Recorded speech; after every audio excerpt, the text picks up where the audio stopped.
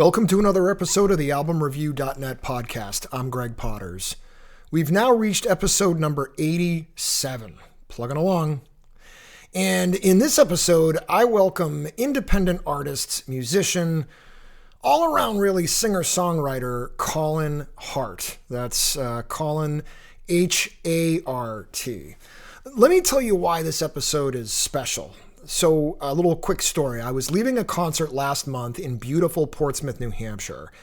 A friend of mine and I walked from our hotel about a mile into downtown to see a band, Zepparella, who I've had several members of the band on the show before. After the Zepparella concert, my friend and I decided to walk back to our hotel. We hadn't planned on stopping anywhere, and all of a sudden it starts raining, like a lot. So we had to dive for cover, and we walked into this bar, not even looking at the name of it, walked up to the bar, and the bartender told us that the upstairs bar was closed, but that we could go downstairs. So we, thanked him politely and walked downstairs. When we got down there, I turned the corner, and there was this guy standing there singing mostly 90s songs, like 90s grunge songs, with just his mic and a guitar. So ordered a drink, sat down, and throughout the show, I'm listening to this guy and I'm becoming more and more impressed, not only by his song choice, but by his voice. Colin Hart has a voice for the ages. I really, really feel this. And so I had to ask him to be on the podcast. Fast forward a few weeks later, here we are. So in this episode, Colin and I talk about everything from being a local touring musician, writing songs, recording his own songs, and we also share stories of how losing loved ones and the pain that it has caused and how we live through that pain to attack another day. I just think this is so inspirational. So without further ado, let's get into it. Please enjoy this episode, number 87, my discussion with musician, singer-songwriter Colin Hart. Let's do this.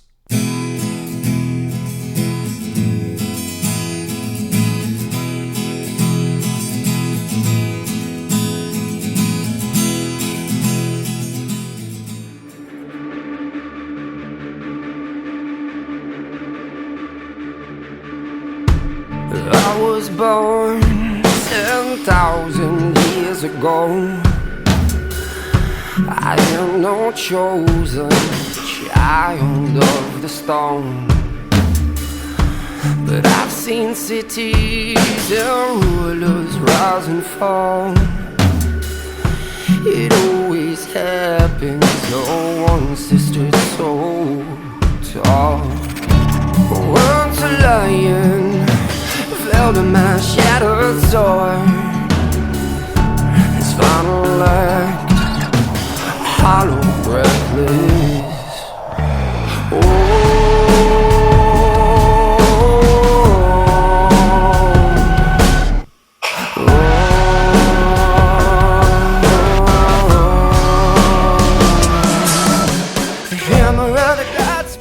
So you were saying you have an opportunity more so now as you've gotten a little bit older to enjoy the quiet.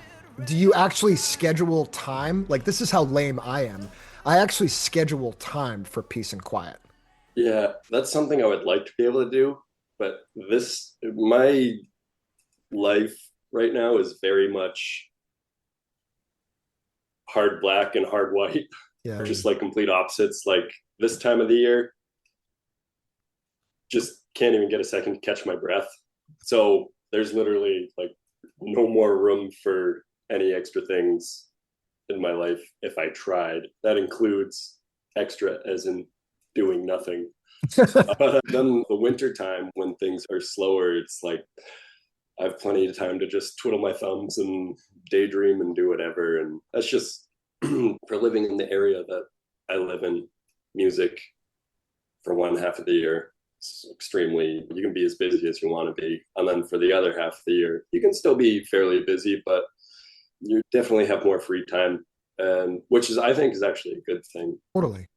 Because it gives me that downtime gives me opportunities to keep writing new music and keep being creative. Whereas in the summertime, it's that's something that I'm really trying to wedge in. Any little gap in my schedule, like an hour here, an hour there, I'm trying to sit down and write music and keep the ball rolling creatively. And it's just, for me, when I stop writing music, it's really hard to get that momentum going again. So I just want to Yeah. keep the creative juices flowing and, Yeah.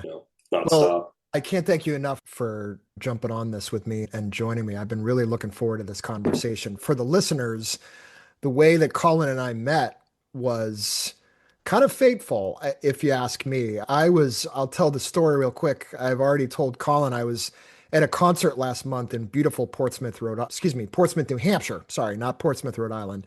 Beautiful concert in Portsmouth, New Hampshire. My buddy and I walked from our hotel about a mile.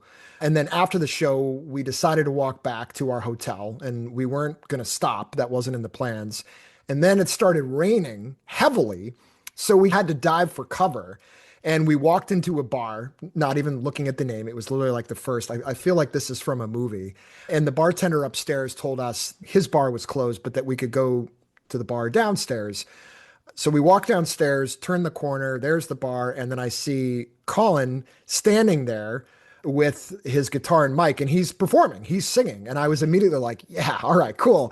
I'm excited to hear some live music. And then you started playing, and or you might have been in mid-song, and I was instantly connected, not just to your voice, but to also your song choice. So I'm going to I'm going to give you some kudos a couple times throughout this conversation. So apologies if I'm making you feel uncomfortable, man, but I Oh, don't all do good. this. I don't do this with a lot of other people. Most of my meetups are and podcast scheduling guests are all done online. And this is only, I think, the second time where I literally like just bumped into a person, was really intrigued by them as an individual, not just a musician, and was like, I'd love to have you on. So again, thank you so much. I Yeah. really appreciate it. And so we met a couple weeks ago and we just had a sort of a preview conversation and you gave me some insight. So anything you don't feel comfortable about, please sharing, please just Yeah. No, by all I'm means. pretty much an open Um, book. so am I. That's the problem. So you've been doing this now, like you're a legit, I want to tell listeners, Colin is a legit gigging musician. You go to his website and or just Google him and you can see his schedule. And the guy is doing stuff every day. You're really putting this is probably a horrible analogy, but like money where your mouth is. That's not the right thing, but just you're living it. You're doing it. You're out there working, man. You're working. So how long have you been kind of doing this Uh, singer-songwriter thing? I've built it up over the past few years. I think I started 2021, Okay. which honestly feels like I should have gotten started way earlier than that because I was always very serious about music. However, I started out just playing guitar and I didn't start singing until, I don't know, let's see, I think I've been singing for almost 10 years now. I think this will be my ninth year singing. And so it's basically, I had my chops on the guitar up and was totally comfortable performing like that. But then I started singing and kind of realized that might be the route that I wanted to go. And it's like starting from ground zero again. So it took a while to get my confidence up and feel like I was actually worth my salt and being able to perform. And so 2021, right after coming out of COVID, still in COVID, Yeah. that spring, I think March, I started just playing at a local coffee shop just for free on Sundays, just because I wanted some people to play in front of, and I was sick of playing to four walls. Right. I was gonna say, wanted yeah. some, yeah, wanted some sort of interaction. I don't know, or feedback. And then from there, I got a decent amount of gigs that first summer that I was doing that. The first place that I actually got a paying gig at actually liked me enough to ask me back once a week for the summer. They were just opening as well. So I got a paying gig every week there. And then I like Friday, Saturday gigs as well. I had some regular ones and that really got my confidence up. And then I'd say probably that first summer I played maybe like 50 gigs. And then Good number. going into the next year, I kind of just felt like it was game on. So I was like ready at my keyboard, writing emails like in January, booking out my year. And at that point, I think for that summer, I was getting like 20 gigs a month. So that actually was a big eye opener. Like, wow, I could actually do You this can do for this. Yeah. some legitimate money. And yeah, ever since then, I've just been, it's cliche to say, but it's really not about earning a living for me. It's not about the money. It's just, it's therapy. It's like it's my Yeah. sanctuary. It's keeps me sane. Doesn't matter if I've just played 10 gigs in a row. I'm looking forward to the 11th gig.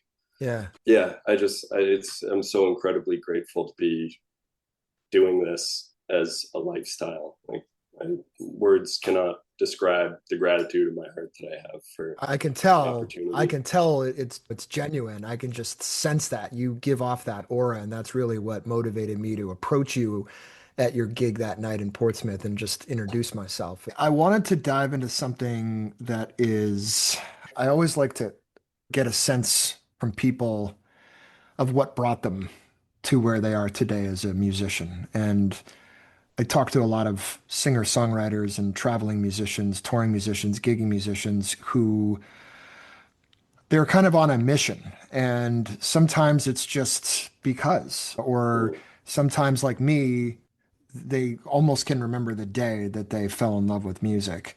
You shared something with me last time we talked that really, I couldn't stop thinking about it because I experienced loss and it has shaped me in so many ways, more positively, but there's some darker days. But you mentioned to me, Colin, that your parents have both passed. And if I'm correct, it was your mom when you were five? My dad when I was Your 5. dad when you were five. Okay, I got that Yeah, backwards. I'm sorry. So your dad when you were five, yeah, and then thankfully you had your mom to raise you, but then your mom passed when you were 26.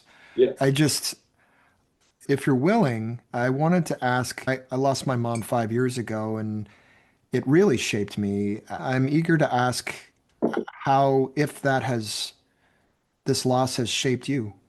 yeah. Oh, for sure. I think as far as my dad goes, since I was so young, I think that might have just put like this overall, it just made me feel different growing up, I think, or at least I always had a sense of like I was a little bit different.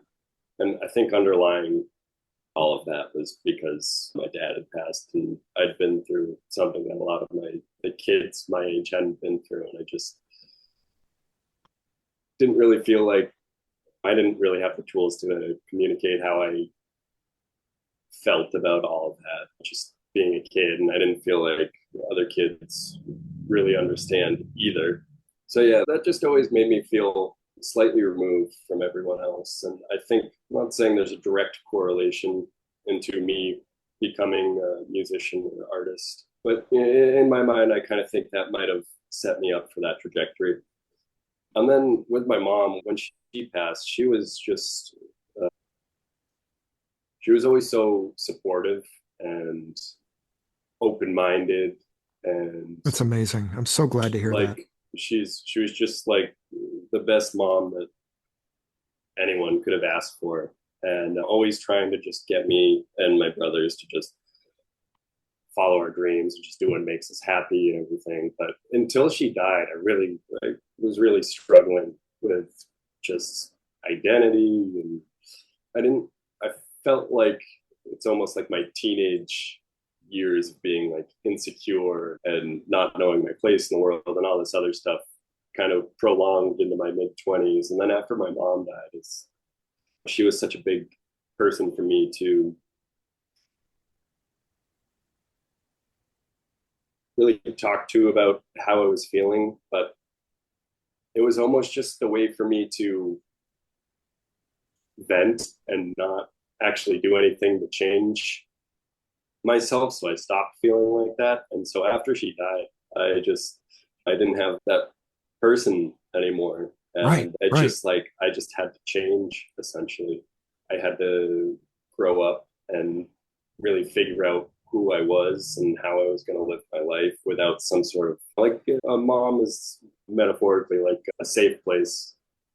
And so, if Definitely. you go out, you fail or get lost or get in trouble or something, you always have your mom or your parents to go back to. But it's like once you don't have that, it's like you're on your own, kind of like you have to look out for yourself. And So the thing that has really changed since she passed away was I've taken more of her attitude towards life. That's become my inner voice now. And it makes me feel closer to her in some ways than even when she was alive. Right. Because I feel like she's in With my you all the heart. time, all the Yeah, time, right? just like that's the voice that guides me. And I just listen to that and I don't pay attention to the other whatever things that any sort of insecurity. Like basically it just comes down to just do what makes you happy, live a happy life, be around people that make you happy, be Yeah. generous, be down to earth, like just be a good human being. And that's like I just focus on that. And then any noise that comes in from the side, like doesn't matter to me necessarily because it's not I just stick to the message essentially. And it's a lot easier to just not pay attention to any of that stuff. You literally answered my next question, which was like, what tools do you use mentally or emotionally to kind of push through the tough times? So you just answered it. And I think that's very commendable. I know it's a practice that I have as well. And there are good days and bad. The Yeah. dark days for me are definitely the holidays. Yeah. And but you're right. I share a kinship now with friends and other family members, but friends who have lost parents. Yeah. And it's definitely different. My mom's battle was a long battle with several health issues. So I kind of Mm. knew the day was coming. It wasn't like a sudden thing. I don't Yeah. know if I'd be able to handle a sudden type of thing, Yeah. but you're right. It does force us to grow up. And I think you've just exemplified, or you do exemplify, and you've just articulated how you've used it to better yourself. But I'm sure, and we don't have to dive too deep, but like, I'm sure there are days where you're kind of like, ugh, maybe it's dragging you down. And maybe not. I say that because they exist sometimes for me, but the darker days are fewer and far between now. Yeah. But again, I find that I've gotten a lot of enthusiasm and encouragement from friends who've Yeah. gone through similar situations, but then music as well. Music was always the driving force for me. And so it's kind of like that safety net. It's always there. The song's always Yeah. going to be in B, or it's always going to be in C sharp. Yeah. Yeah. It's just amazing. So are there any other, I think you just nailed it. You just answered my Uh, question, but like, are there any other kind of, I use the word tools now because I've talked to a lot of people that have helped me through some of this. Do you have any tools in your toolkit, so to speak, that you use to get you through those tough times? well, first, I just want to comment. You said holidays can be tough. I didn't even realize when we scheduled this. Today's her birthday, so I just thought that Wow. was funny that this happened today. Yeah. Overall, like you said, the hard days are few and far between, and they never usually come up. It's never hard for me because I'm feeling like, oh, woe is me. My Yeah. parents are gone or whatever. And people twice my age still have their parents or whatever. Right. It's more just like, I just miss my mom. And Yeah. I think about all the memories that we could have made since she's been gone and in the future. And I just kind of grieve for those. But as far as tools go, therapy. Yeah. Yeah, I'm with you. Yeah, Yeah. it's helpful. It really helps. I think I was a child of the 80s and there was a stigma back then. There were a lot of Yeah. things that were different. I Yeah. went to a Yeah. school where if you showed any weakness, you get your ass kicked Yeah. in any kind of shit, emotional weakness or physical weakness. So I was Yeah. always on guard and I was always playing the tough guy Yeah. and there was a kind of a stigma attached to therapy. And then when I got into my late 20s, early 30s, I started dabbling with that. And now I even today use the Headspace app just as Okay. a as help. But I'm glad to hear that. And I think that there's definitely less of a stigma attached to it now. And Yeah, you for come to sure. find that a lot more people are utilizing it because it is helpful. Yeah. I've definitely always been a more introspective and emotionally open person, even since I was a kid. Like I was different than my brothers. My brothers were always roughhousing and seemed to be like in lockstep on doing whatever they were Right. doing. And I was a lot of the time just spending time by myself. And so I actually really connected with my mom like that because she would always come see what I was doing or whatever. And, You were her you know, creative and boy. I felt a little bit seen by her. It's like, it's Yeah. okay that you're different or whatever. She just poke her head in, like, I don't know. I was probably like watching the History Channel or something like that. And she'd just be like, oh, that's great. And that'd be it. But it made me feel okay to be just who I am, Yeah. essentially. And so I've never had any qualms about expressing myself because I feel well, it's all right with whatever's going on inside me. It's cool, it's acceptable. Like, you Yeah. know, I'm just a person having a human experience, essentially. Yeah. Yeah. That's an excellent way to put it. Well, thank you for sharing that. I wanted to shift gears a little bit, but just touch upon that at the beginning because I think it's definitely shaped you as it's shaped me as well. Yeah, And again, I feel a connection to people that have gone through something somewhat similar. You seem to play, or at least you did the night that I saw you, you seem to play a lot of 90s, I can't think of another word, grunge songs, grunge covers that I grew up to yeah, as a teenager during your show. Where did this connection to these 90s songs? I'm talking like Alice in Chains, Soundgarden, yeah. Pearl, like all those Um, bands. Where did that connection to that music start? Actually, I remember the day that it started. Nice. I was in a thrift store. I think it was a Goodwill, and they had a rack of CDs. And I was at this summer camp, and we got like a $10 little allowance to go spend in Goodwill. And maybe I got like a shirt or something that was like $6. And then I was just waiting in line. So I'm like, I don't want anything else. Like, this is good with me. And then I saw CDs, and at that time, I was really starting to get into music. Like, I don't know, something around when I was like ninth and 10th grade, it just clicked with me. Like, music just, it offered this whole other universe. And so I was really starting to dive into all these great bands and stuff. And so I saw the CD rack in Goodwill when I was in line. And there was probably a bunch of like Mariah Carey CDs or Yeah, well, she whatever on dominated the there. But 90s. then somewhere in there was Core by Stone Temple Pilots. Yeah, And great album. I got home, well, I got back to the camp and I had my laptop with me. So I loaded it onto iTunes or whatever. And start to finish, I don't know how many times I listened through that album that week, but it was pretty much on constant repeat. And just every single song on that album, just, I still to this day, It's a Hall of you Fame know, album. I have a hard time saying I have a favorite anything Sure. because there's always so many different, And you wake up feeling different every day, right? Like, no, this is my yeah, favorite. Oh, that's my favorite. yeah, but whatever that brings out in me, whatever it makes me feel, nothing else could make me feel that thing any better than that album. And I don't know, to me, the 90s music, a lot of the grunge stuff was like, it kind of, well, I'm not like the biggest fan of 80s music in general. There are definitely some cool bands that I love in the 80s. Like Guns N' Roses was big for me growing up. And then it doesn't have to be rock music either, like Depeche Mode, it's awesome. It just, but in general, like 80s pop music, just the corny new synthesizer sounds Oh and yeah. Oh yeah. the Oh, drums and everything. it Yeah, it's was a just, transitional time. It was music yeah, was trying to figure itself out. And you're right. There's some gems in there. And yeah, we should do another episode on that.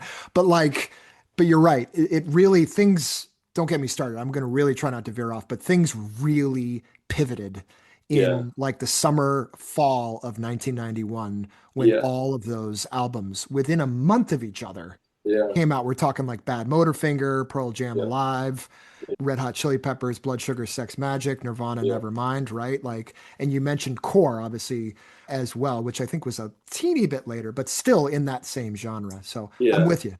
Definitely Yeah. with And so to me, like I always, my mom actually, I feel like was my primary, growing up, she was my primary musical you. influence Oh, great. because she was a child of the 60s and 70s. So she liked Yeah. all that music and got Oh, me yeah. into bands. She wasn't like a huge music fan, but she'd always be playing like Peter Frampton's live album or something like that. Frampton Comes Alive. Yeah. Yeah. And so through her, I discovered bands like not discovered, but dove deeper into bands like Led Zeppelin and whatever. So I always had that appreciation for like the 60s and 70s were also a transitional time in just exploring Definitely. music as well. And Definitely.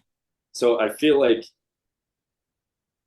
when the 80s came, it became less about exploring music and more about exploring technology, which is still a good and necessary thing. But I feel like when the 90s came, a lot of those bands were just, it's almost like they decided to ignore everything from the past 10 years and went back to like the late 60s and Yeah. 70s. The simple And stuff, right? Like, yeah, and it just became more about the music again. And there was, I feel like the thing that the 90s added was a lot of introspection in their lyrics. That was, aside from the general sound differences, I feel like what really came about in the 90s was just topics that they would talk about in the lyrics. And it just, 60s and 70s were more like just blues types of lyrics. Like if you look at Led Zeppelin lyrics, it's just basically about sex or whatever. yeah, Not always. yeah. Definitely some profound stuff. It was very blues They would based. kind No, I of, think you're hitting on the yeah, right thing. In the 80s, it was a lot about girls and cars, right? And those yeah, are pretty much like the top two topics, yeah, right? yeah, And then in the 90s, you nailed it. In the 90s, they were deeper. It was yeah, really, there was an energy to it that was different. And I made this comment in my last episode that I did, my last interview where, and I don't think it's anything groundbreaking that I discovered, we all know, but I think it was the first time that we got back to just watching a band on stage without the fireworks, without the hoopla, without the leather yeah, pants, the long hair, the 16 girls dancing on the yeah, side. It yeah, was just like, we're going to stand up here and we're going to play our music, and our concert is about our music. yeah, for sure. It's just was much simpler at a much lower level and just a more real experience. It seems like I was born in 92, so it's not like I experienced this stuff firsthand. But it kind of But feels like you did. It kind of feels like you were there in many ways. Like I to just me, it feels like you were there because you know so much about it, more so than a lot of other people that were born during the time. That's just my I opinion. think that's just comes from being such a fan of music and Yeah, watching interviews and DVDs and yeah. biographies and reading books, autobiographies and things like that. So I feel like I've got a fairly good or accurate perspective on the music's timeline. Something that really struck me was, I don't know, I was probably early 20s. And so I was idolizing all these bands that were 20 years old, 25 years old at this point. And it's just like, it just depressed me that I didn't know of any other bands that were current that were doing cool things. And so I really got sent on a mission, put myself on a mission of discovering more modern music that's great. And now I have such a broader appreciation for music that's coming out now and what I think is interesting. I think the things about older bands is that, they have their whole catalogs already released and whatever. And it's like you can see what's already great, but a lot of the newer bands are like they're in the making. And it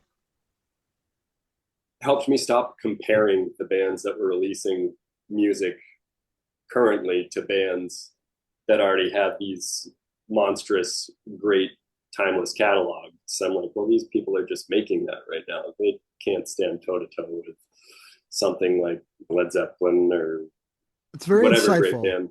That's very insightful, Colin. I could fully admit I fall into that trap and I get a lot of pushback from my wife because she's like, you gotta, Yeah, you listen to 60s, 70s, some 80s and 90s. Like there's good stuff today, right? So that's kind of encouraged me. But like you're exemplifying again that like as a true musician, you're not trying to just be like, nope, it's only the 90s, right? Because I think that's the point to get across. So this is taking you yeah, on a journey to discover good music that's coming out today. And it's exciting when you do find it, right? Like when you fall in yeah, love with a band, how amazing is that feeling? Like it really feels yeah. like you're a teenager. Um, Like that to me. I always love discovering a band that I feel like maybe my friends don't know about or something like that because it feels like I've discovered it's Yeah. like I'm like a Yeah. gold miner or Yeah. something and I've Yeah. got this Yeah. little gold nugget that I don't want to show to anyone, but also Right. I want to let everyone know about it in some weird Right. paradoxical way. Yep. Yeah, but it also helped me open my eyes to different genres. Just being like when I was getting into music, late teens, it was just going through a teenage boys filter of just like everything's got to be like hard rock and tough and manly and Yeah. aggressive or whatever. And when I started, it's like that era of hard rock has kind of more or less passed, where there's not many bands that are on the forefront releasing music of that Agreed. caliber that are in the hard rock genre. I agree. And so I just started looking elsewhere for music, and it led me to places that are pretty opposite of where I started out in music. Like one of my favorite bands right now is Florence and the Machine. And granted, they're not like a new band. I think their first album was 2008, but they're still releasing music and still exploring and everything. And her lyrics and her voice are as great as anything that I've ever heard. They're just, it's phenomenal. They're one of those bands that they don't release a bad song because everything has artistic value to it. Yeah. Doesn't matter if everything's necessarily like a chart topping hit. Everything, at least for the person who appreciates music and more than just the average person of just hearing what's on the radio, there's value in every single one of their songs. And so those are the types of bands that I look for nowadays. Like, does every song have something to say? Or is it just like, is it more just about like they have this one popular song Right. that almost seems like a fluke or something like that? And then their other songs are just a bit unfulfilling.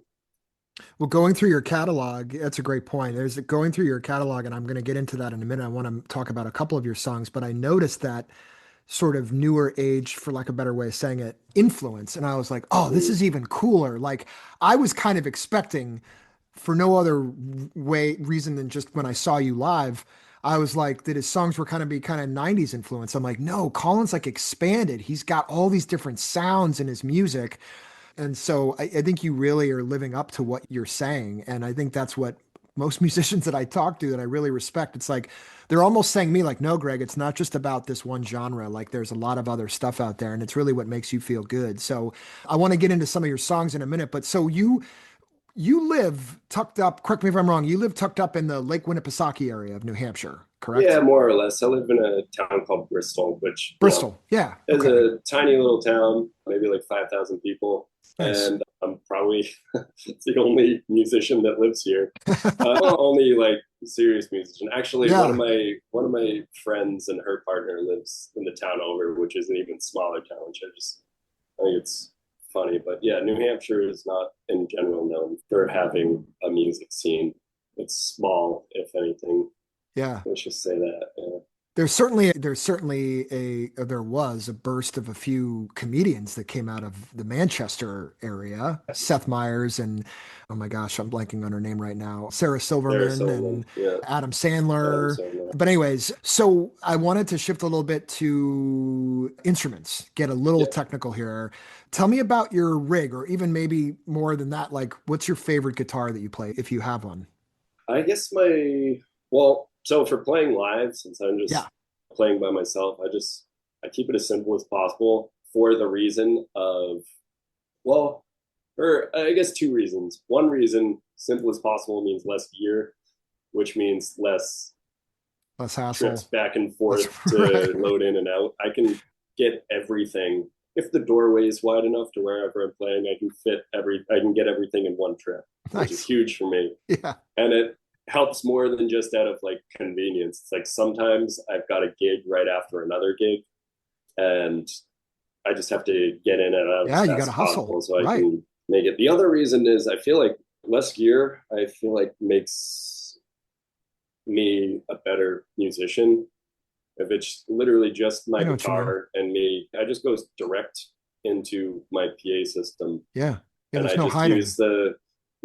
use like the basic EQ that's on there and just a touch of reverb, and Right. that's all I use. Some good And reverb I too. feel like it helps me be a little bit more connected. Where some of my friends or colleagues or whatever, and I'm not dissing on this approach either. They have these huge pedal boards and Oh have yeah. harmonizers and See them all all the this stuff. time. And Yeah. I'm just, for me, if I wanted all that extra stuff, basically that stuff's just trying, like a harmonizer is mimicking backing vocalists. If I wanted all that extra stuff, I would want to just work with some backing vocalists and Right. be a bigger project, definitely. But it's almost like You're pure, man. You're pure. I'm it, smiling because I feel the same way. Like I'm like, well, why have a computer do it? I'm just gonna get a singer or another guitar yeah. player to harmonize with me. Well, it's basically in simpler, or what, maybe not simpler terms, but just metaphorically, it's like if you were craving a steak and then someone said, "Here's a picture of a steak." Does that That's awesome. fill your, is that do it for you? And it's like, well, not really. I don't know. And like, to me, it's just, if you're gonna do something, just do it. Don't pretend that, I don't know. Yeah. That might be sounding elitist of me, but No, I promise I won't put you on the spot. A lot of musicians I talk to, like, "Well, actually, I want to be careful not to insult any of my friends because they have get into a conversation every day about technology and AI and everything like that. And I think I've been to shows for years where technology really makes it a cool show, but I have this like weird internal, and I get a lot of flack for it from friends and family, but I share the same methodology with you, and in some ways yeah, it might be holding me back, but there's a beauty to plugging in and it's a singer and a guitar. You can't hide behind anything. And not to say that others are hiding, because I've heard a lot of great yeah. musicians. I Technology has helped. Sorry, go ahead. Oh, sorry. No, You it's can okay. finish. All right. Yeah, I think there's an important distinction to make, Yeah. because that new technology can absolutely be used for musical purposes, where it's like, okay, that's something that couldn't just be done with another person on board. It's like if you're using a harmonizer and it's got this cool tonality to it, and it's got this funky way of harmonizing your voice, and it's actually adding something musically, then totally, that's awesome. It's if it's more for a creative purpose, but if it's just for mimicking something else that could be done in a more honest way, then it's kind of, I don't know, it's a little bit cringy for my tastes. Yeah. And again, I'm with you, but I certainly respect the other tastes as well. And I keep getting people, I had somebody say it yesterday, like adapt or die. Like that might Yeah, be a little cliche or a little bit yeah, overboard, the die part. But I'm with you, and I think this is all making more sense to me now. Why was I drawn to Colin? I'm constantly on this hunt for why does something draw me in? What is it about yeah, that? Kind of breaking down the science. And a lot of times people are like, why do you think about that too much? Just like what you like and just be accepting that you like it. I'm like, no, I want to find out why. yeah, And I've been on this constant, well, uh, it's just an endeavor that I've been on for so long. I'm Greg Potters with albumreview.net. Are you looking to start your own podcast? I can save you a ton of time and money by helping you launch, publish, and grow your podcast. So this includes things like finding the equipment, the software, and tips and tricks that are going to be right for you and your budget. Also, if you're looking for things like editors, designers, or you just want to find out what the best platform to use is, that's what I do. So you can find me at albumreview.net or message me directly at gpotters@albumreview.net. So on to your music. You've been releasing tracks. From what I looked at when I was poking around, you have a lot of solo tracks out there, and you've been releasing a lot of them separately, or have you been putting out albums or both? How do you uh typically release music? the first few songs I released were as an EP, Yeah. and I thought that's the way that it might gain the most traction. I was certainly more concerned with seeing results in that regard than I am now. the first EP that I did, I tried to do videos on TikTok and whatever, and I got Was that Mannequins in My Closet? yeah, yeah, Great name, by the way, man. Great yeah. name. I just the album cover is actually I lived in Los Angeles for a year, and I started getting into photography when I was out there, and so I was just walking around I think it's called the Fashion District. It's downtown LA, and they Yeah. just have a bunch of stores with cloth and different types of fabrics and whatever. And so I just saw these bunch of big breasted mannequins, and I just though like the bizarre artist in me was just like that is really that's strange. Like, Yeah. so I went in and asked the owner if I could take a picture of that. And You're like, don't worry, yeah, I'm I'm an just like, artist. I'm an artist. this would be a cool album cover. And so the name Mannequins in My Closet just came from that picture of, that's a bit tongue in cheek because It usually people is. say skeletons in your Skeletons. closet. I was just going to ask you, Like what kind of relation? Yeah. something about your dark past or something. And that's why it made then, me laugh, because it's kind of a pun. But I looked at it as an intelligent pun. And when I first read it, it made me laugh. And I was like, wow, cool name, cool picture. And I'm not just saying that. I was just really enjoying that. Yeah, it's something I try not to take myself too seriously. Yeah. And so that's just a bit of my sense of humor coming through, just I like it. like taking the piss out of myself. Like life isn't so doom and gloom. It's like Yeah. everything can be funny if you look at it the right way. I don't know.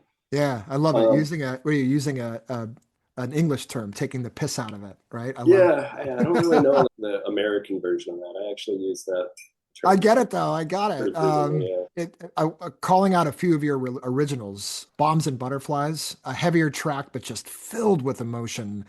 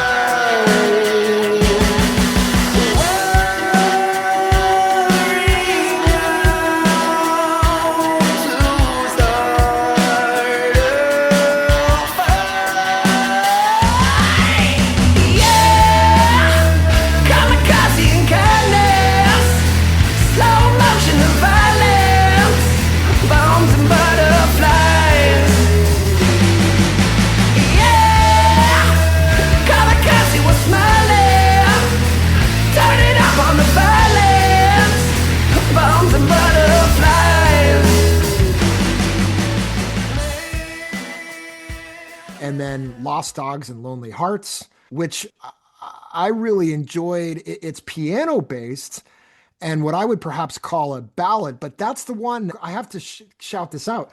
When I saw you live, we started chatting in the middle of your gig. I was that guy that just started to talk to you, and you were kind enough to chat back. And I'd be like, dude, I'm working right now. Can we chat later? And I was like, hey, these are all great songs. I'd love to hear original if you feel comfortable. And that's the one you pulled out. And so you played it on guitar. And then when I heard it, I checked it out online and I heard it was piano based. Dude, I liked it even more. Tell me about I guess, starting with Lost Dogs. How did you come up with that title and song and everything? So let's see. I wrote that when I want to say 24. Okay. And you're how old? And you're how old now? I'm 32. 32. Okay. And I just released that this winter, which gives you any idea how I struggled a lot with perfectionism, and that was something that after my mom passed away, I'm just like, screw it, life's too short. Just like put the stuff out because why not? Why not? So it just even took me a long time to even get myself in a studio and start recording that music, which I didn't even start getting recorded until 2020. 2020 maybe was my first. I recorded Shockwaves that fall, I think. But anyways, yeah, so I wrote that when I was on winter break from school when I was 24. And the lyrics are kind of just about seeing someone in need and offering what you can, being a safe place for them, comfort. And I realized after I had wrote it, I was like, I kind of wrote that as if it was like my mom saying that, because that's totally the type of person. She would do anything that she could to help. She would try to solve your problems for you. The reality is that she can't. No one can Right. solve someone else's problems. Right. But she would always be there as a source of support and someone to listen. And so the lyrics essentially are more or less like what I feel like she would say. And I actually did have the chance to tell her one time that I realized I wrote the song and it's kind of like her message. And she's like the person I thought about when I wrote the song. And she had already liked the song before then. She actually used to show that song to all her friends and whatever. And as her son, I was always embarrassed. Yeah, you're always, come on, Mom. Yeah. But yeah, so I'm really glad that I got to share that with her. That's a great story.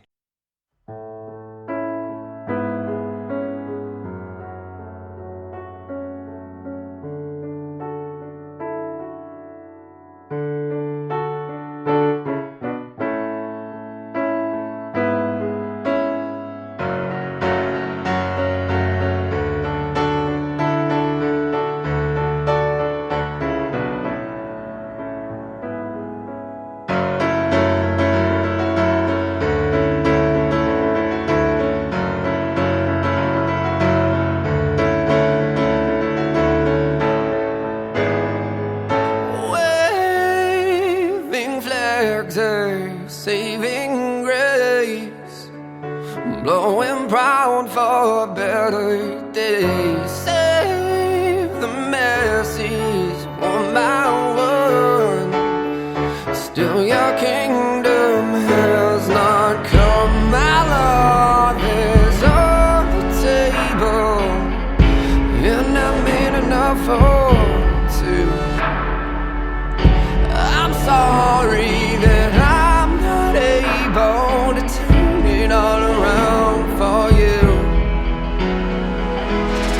I do the only thing I can. I hold out my hand. I hold out my hand to you.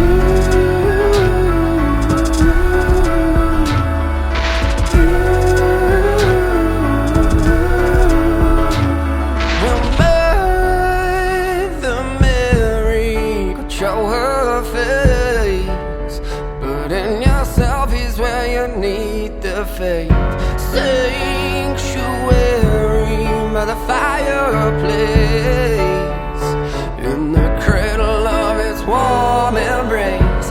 Oh, tonight I give you my bed. I don't mind, I'll take the floor instead. My love is on table, and I made enough for two. I'm sorry that I'm not able to turn it all around for you. I do the only thing I can. I hold out my hand. I hold out my hand to you.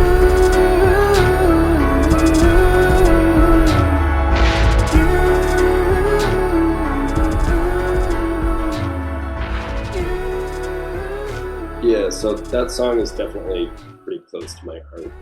I Makes guess sense. it's just in a way that the others aren't.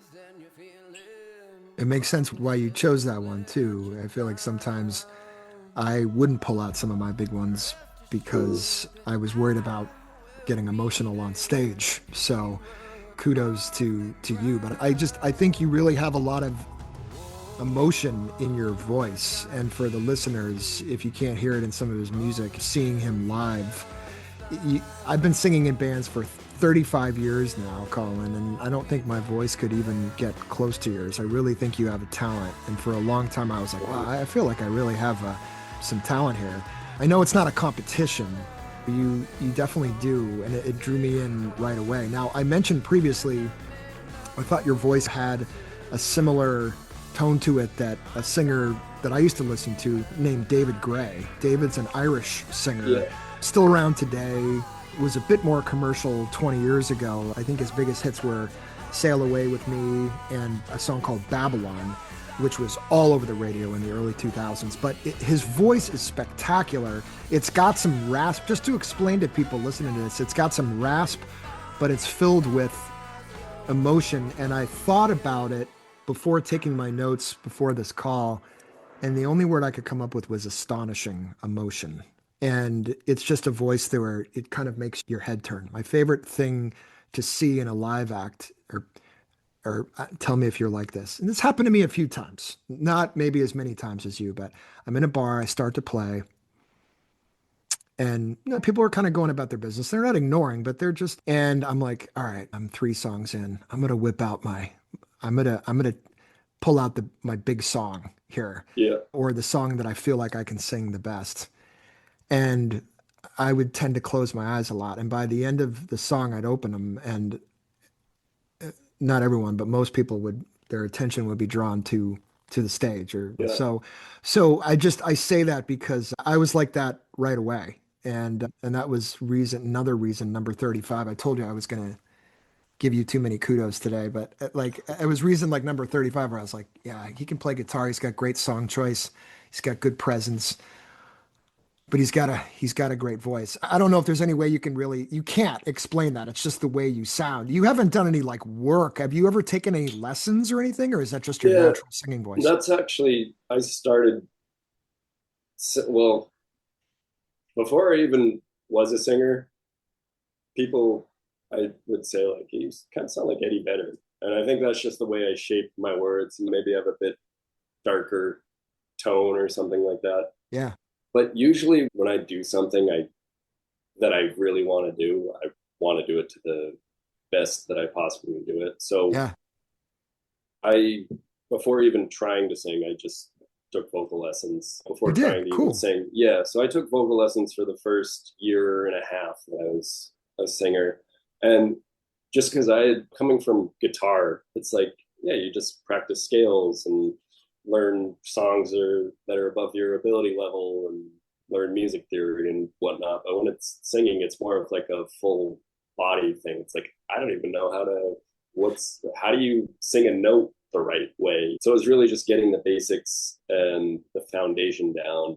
And once I had that, I was just like, oh, so now I can start practicing all the scales, all the more technical aspects of singing rather than just the foundational, like breathing properly, and just anything that you would learn in the first year of singing, essentially. It's like once I got that stuff under my belt, I felt pretty confident to just go at it on my own. So you really learned the theory behind it. You learned the fundamentals of it. And so you're really an experienced singer. It was always raw. I never had any lessons. But man, let me tell you, it's worked. And I bet you even before you had some talent, but you really know how to hit a note. And there aren't these moments where it's like, oh, he's not there yet. Oh, now he's there. I have a lot of songs that I wrote and recorded where it's like for the first tenth of a second, I'm almost at the note. I'm getting to the note, but I'm Yeah. not there yet. And forgive me, this is what I do when I listen to music. And I'm like, wow, I'm not looking for flaws, but it's so clear. So the lessons definitely work. But I think that's another part that is unique about you is I don't go to a ton of shows anymore where it's just a dude standing there with a guitar where my full attention is on the stage. I'm usually like those people that I was just commenting about that are enjoying the music and happy that it's there, but going about their business and talking to a friend or ordering a beer. So Getting into recording a little bit, Colin, when you record, is it mostly in a studio or do you record with your own equipment at home Yeah. or So both? basically, my process is I've got my own little home studio. I've got all my gear and whatever, but it's solely for the purpose of creativity and songwriting. That's where my Kind of prepping? energy is for. So I try to I'll write a bunch of demos and things like that, and I'll just flush out the musical idea as well as I can, and that goes down to the production and things that maybe people don't necessarily associate with writing songs. But I think in modern songwriting, a lot of the production has to do with songwriting or yeah, songwriting has to go along, vice versa, whatever. Yeah. So I do a lot of the production aspect of it here. And then I met through a friend that I was living with in 2020, this producer in Rhode Island. His name is Nick Coolidge. He's phenomenally talented, just knows so much about all of his gear, has a ton of nice gear. He's a great musician, like great bass player. I think he actually went to school for guitar, if I'm not mistaken. But he can sing. He also, I think with his sister, he had like some electronic duo. He does electronic type shows and whatever. Say his And name again, just if you don't mind. Nick Coolidge. Okay. Nick Coolidge. Okay. Yeah, he's just super talented. He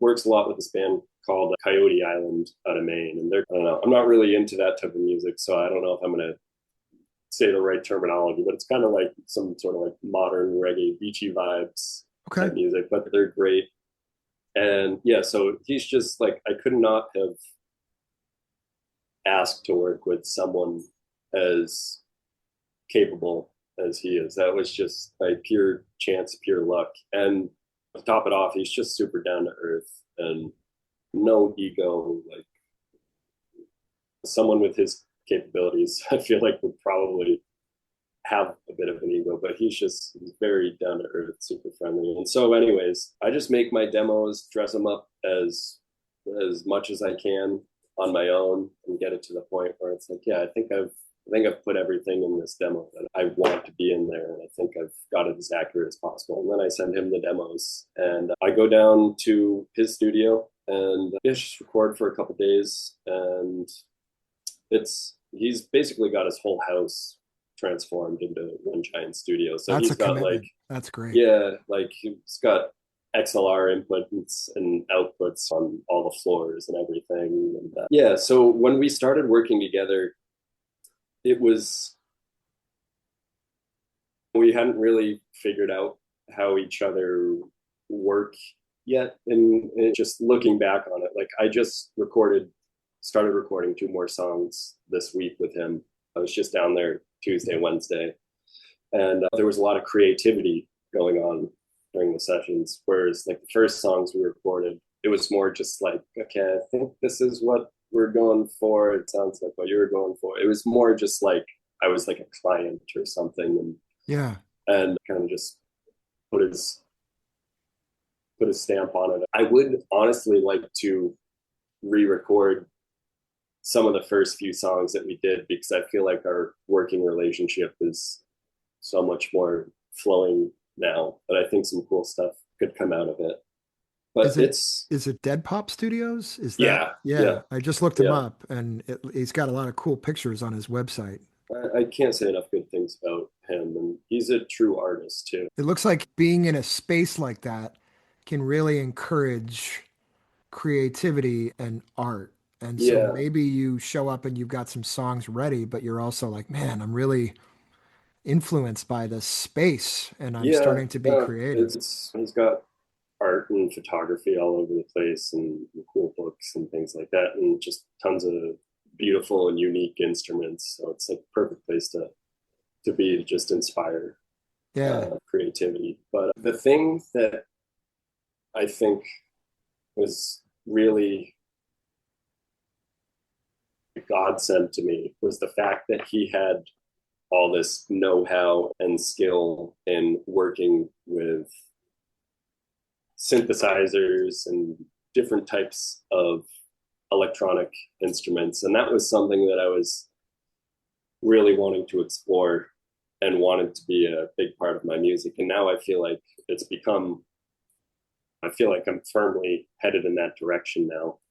And so just working with someone like that to help get me into that Yeah. sonic space has just been, that was the type of person that I always wanted to work with. It can really change everything, right? My first experience working with a producer was a guy who was a student at Berklee College of Music, and he really made me work hard. Yeah. And I appreciate it. And I can't tell you how much I look forward to those sessions. And he would kick me in the ass, Yeah. but he made me a better musician. He made me a better Yeah. artist. And so that's a really cool story. Now, when you play live, I take it you're mostly solo, right? Or have you ever played Yeah. live with a band? Not in this context, no. Sure. Most I've done someone and come up and noodle around on acoustic guitar. I'll have Jumps them sing in. up. Yeah, it's just So you're taking a lot of your songs. This is what's even cooler. A lot of your songs have some production on them in different instruments, like with Lost Dogs and Lonely Hearts. So the production on the song is piano, there's some keys in there, maybe you've got some harmonization with your own voice. But when you're playing it live, it's broken down. It's like that old MTV show, MTV Unplugged, which I don't know if yeah, you have, like, yeah, there's so many famous Alice in Chains, Nirvana, they all, Pearl Jam, the list goes on. And so I dig that even more is because you really use the technology to make the song sound beautiful, but then you're like, but hey, live, I can also do this and make the song sound different in a way, but also bring out that feeling. I'm a big fan of Bob Dylan because I think a lot of his albums have some of that production, but when you see him live, or at least back in the 60s, some of his live stuff, it was just him and a guitar, man, not hiding yeah, behind anything, right? So, yeah. It's not, that's an approach that not necessarily I've chosen to take. Just strip down me and a guitar when it comes to my original music. It's just because I know I don't have a band to play with. right. So I can't bring that stuff to life. And to bring that stuff to life live would take a lot of work because there is a lot of production on it. Yeah. So not something that I'm opposed to by any means, but unless that just the stars align and Yeah. someone's just like, hey, I love the music. I've got all this capability to, I think we could actually make this work if you want to play your life. That would be totally cool. I'm not waiting for that opportunity at all. Sure. Yeah, it's a different beast Um, too, right? It's kind of a marriage. I've been in bands before and we've broken up, and many yeah, reasons is because we go our separate ways, or it's usually irreconcilable differences, which people list on their divorce papers. But yeah, I think all my bands, as we grew, it was like, well, I kind of really want to go over here and I want to go over here, and these yeah, are really the songs. So it's hard. It's hard. You have to be diplomatic in those yeah, cases. So in many ways, it's not that you're trying to dodge it, but that you're, like you said, you're welcome to it, but you're not looking for it. I don't know, I think that's a great answer, yeah. man. I think working with people for me create in a creative aspect like that, as far as like a band goes and writing music somewhat with someone, I think that for me has passed. Growing up, I was like, man, it'd be so cool to be in a band and just, if only for the purpose of take some of the creative weight and responsibilities off my shoulders. But then I never really met someone who was Had aligned the with me same vision. creatively. Yeah. I do have a friend out in Los Angeles who I wrote 7 or 8 songs with, who I feel like that I was really proud of the stuff that we wrote. And they were only demos. But when I was living in Los Angeles, my mom passed away. So I was just like, screw this, I'm going back. I didn't like Los Angeles Yeah. anyways, Yeah. but I I'm always had with a you. bit of, not necessarily regret, but just, man, it would have been really cool to see where that went with my friend.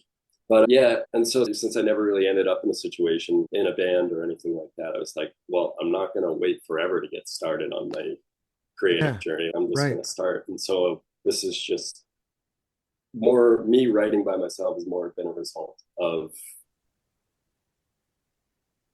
just fate. Well, you're doing an exceptional job of it, and it's what drew me in. And you're playing, I wanted to touch upon some of your gigs. Correct me if I'm wrong. I looked at your schedule about a week ago. You're playing tonight, June 20th, at the Yeah, Candy Bar in Laconia from 7:30 yeah, to 10:30. yeah, Tomorrow at Twin Barns North Tap Room in Woodstock from 5 to 8. And yeah. then Sunday, the 22nd, at 5 Main on the River from 2 to 4. The list goes on. You're playing pretty much every night in the month of June, or almost Yeah. every night. For people listening, you can find out more about Colin at The Heart of Sound, Hartofsound. Colin's last name is spelled Hart. Colin, we're bumping up against almost the end here, but I could go on for another 4 hours chatting with you. I'd love to have the opportunity in the future to do it again. I also, because I'm only a short, maybe hour drive, hour and a half, I'd love to come up and check out one of your gigs. So I'll Yeah. keep in tune with your calendar. You do an amazing job of keeping it up to date. And I also have to comment that I was flattered that you actually had our podcast on the calendar as well. Oh, So nice, nice. Yeah, thank I you. was I was just flattered that poking around. someone wants to know a little bit about my the artistic vision, or just the artist in me, or something like that. So thank you very much. Likewise, the pleasure's all mine. And the way that I do my best to keep this really genuine is although sometimes it can be looked at as a business, I can't, I really only enjoy doing this or want to do this with artists that move me in one way or another. So appreciate everything that you've shared today. And I definitely want to keep in touch and keep the lines of communication open. So That'd be great. I hope we can do that. And I definitely am going to be here for support because I think you've got a good thing, and you've motivated me to play a little bit more as well, which I've been doing since I met you. I've been jamming with a Well, band. I wouldn't say it's anything like we've got gigs lined up, but it's just getting back into the swing of things. I'm yeah, also a bass it's player and started playing bass when I was 12, so I was 36 years ago, and also play guitar, but just a lot of connection to you. When my band broke up after college, I moved back to Boston, well, moved to Charlotte, North Carolina, and then eventually moved back to Boston where I grew up, and that's where I started doing gigs, and it was just me and my guitar, just like you. But again, yeah. I never really had the vocal chops. I felt I was pretty good, but I never had the vocal chops that you have. And so I think that's something that draws people in. So I could go on forever. So I just, again, want to say thank you. And I really appreciate all your time. Yeah, thank you, and likewise. I can't thank you enough. Yeah. She's lines. The city lights like frozen fireflies. I shot the arrow across the virgin sky. The soaring murder to sound the battle cry. I've lived and died 1,000 times again. Who knows now where we go? 'Cause I just still don't know. The hammer of the God spoke, the thunder drove over the land where dark horses roll. It came right down on the edge of the earth, a heavy-handed ray of light. Tidal waves touch the sky and explode on the land that was born to die. We all just washed away. We all just washed away.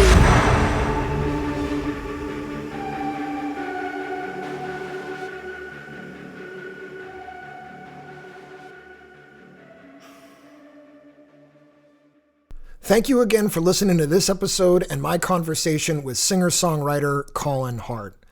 I don't know about you guys, but talking to Colin made me feel like I was meeting a long-lost brother or something. I don't know. I approached him at a gig in New Hampshire, his gig, told him how much I liked his tunes, asked him to be on the show, and he graciously accepted. Then, after talking to him and I learned about his journey, losing his parents and trudging on, I felt a kinship that I cannot explain. So props to you, Colin, for continuing the fight. Life can be tough sometimes, borderline unbearable, but it is family, friends, and music that make it bearable, if you ask me, and I think if you ask a lot of us. On a lighter note, if you're interested in any of the albums or books that I've discussed in this episode or previous episodes, go to albumreview.net and pick up a copy of your own. Listen to all my podcast album reviews at albumreview.net by clicking on the podcast tab. They can also be heard wherever podcasts are available, of course. Please follow the show on your preferred platform so you can get regular updates on new episodes. And also, if you guys would be so kind as to pop a quick review or rate the podcast, that helps move the needle and get the word out there. I do want to hear from you, so please email me your feedback, album review requests, and any questions that you might have to gpotters@albumreview.net. That's GPOTTERS at albumreview.net, all one word. If you'd like to get regular updates on reviews, interviews, product and music news, go to the homepage and join the mailing list. Visit our LinkedIn and YouTube pages and stay tuned for updates on Instagram, Facebook, and that thing they call TikTok. You can find me at albumreviewnet. All right, that's it for now. Drop the needle, keep listening. Bye.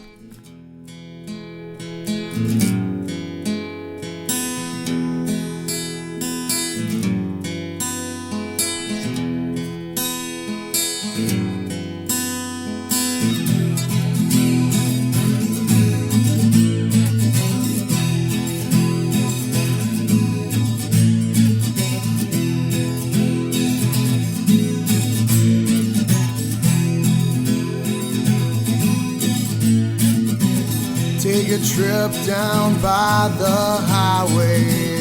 Take a trip down by the highway. Take a trip down by the highway. Take a trip down by the highway. Take a trip down by my highway.